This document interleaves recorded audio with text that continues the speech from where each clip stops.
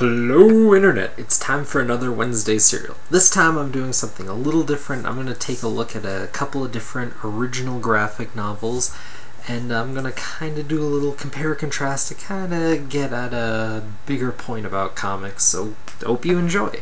The first book I'll be looking at is Some New Kind of Slaughter, which, if you don't know, is the first line from Robert Frost's poem The Flood, which lends itself well to what this book is about. It's a lot about our interaction with the planet, and more appropriately the planet's interaction with us and natural disasters. It takes a lot of ancient stories and the ways people have perceived the world, how we perceive the world, and how we perceive what we're doing to the world, which may be overbroadening it a bit too much, but it's chopped up into different sections from all these different eras of mythology, and the art kind of reflects that. And that is how the book progresses. The second book is an elegy for Amelia Johnson. Now, Amelia Johnson knows that she's going to die and she wants to bring her two friends together. Her first friend, Michael, is a director. He's good with images, and so he's good at composing a shot, which is key to, how the whole narrative of the comic plays out. And for that, you get more of a robust feel when you see certain images, which is a very interesting take and interesting way to use framing for characterization.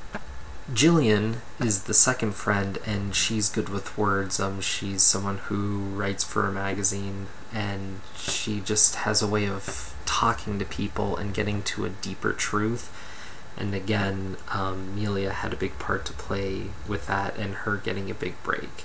And so now that Amelia wants to go and have these people chronicle her life, she brought these two together so that they can make this one film, and that is the setup for the story. Now, the big point I wanted to get to is that New Kind of Slaughter is an interesting story. So is Elegy. But whereas both of them are interesting stories, only Elegy ends up being the good comic. And the point that I want to get to is, why would you take your story and make a comic of it?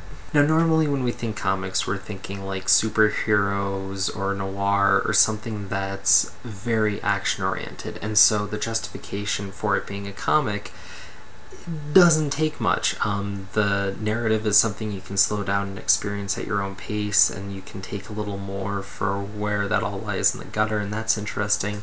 Then the action can play out in a certain way so long as the artist is holding up their end. And sometimes the writer can add in a lot more there too. And you don't really need to justify it as a comic. But with a romance and a drama, as we have in this case, the justification for them being comics takes a little bit more. It's not to say that there certainly aren't any good ones, of course not, but there needs to be a reason for them to be a comic, and that's what I want to dig into a little here.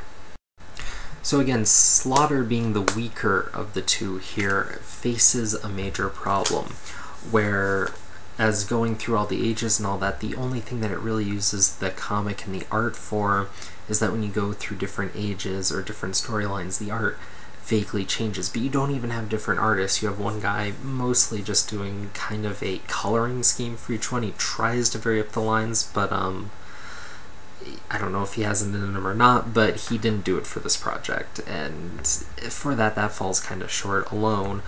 Also, the way the story plays out, there's so many times that there's a caption explaining what is happening in the frame, and then you just have a picture with the frame. There's nothing to play off the juxtaposition of prose and images, and there's nothing really added by being a comic at that point. It really would be a lot stronger as a splintered short story. And so, reading through this, it just felt like I was slogging along, and I really didn't even need to look at the art, and so I was never taking time at any frame or panel because there was no point to. There was nothing added for it being a comic. Now, Elegy doesn't try to be as broad. It's a love story, so it has to be closer to a certain set of people, but you're also chronicling someone's life, and so you get the idea of life and death in here. All timeless themes, all very much English class, but it works.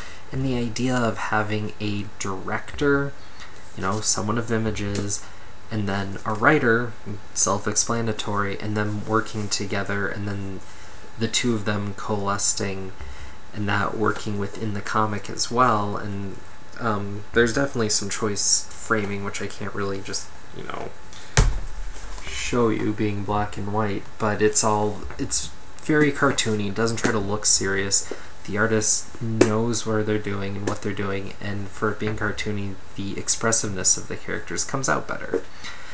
And so that's interesting, and it made for a good comic as well as a good story for it. So yeah, I just really wanted to get at that one point. So the next time you're reading something, maybe it isn't hitting you as well as you like, maybe it's a good story, but maybe it's in the wrong medium for what they're trying to do. Just something to think about, something a little different. I'll catch you soon with another comic review. Peace, you know, likes are always awesome, death threats below. Check you guys later.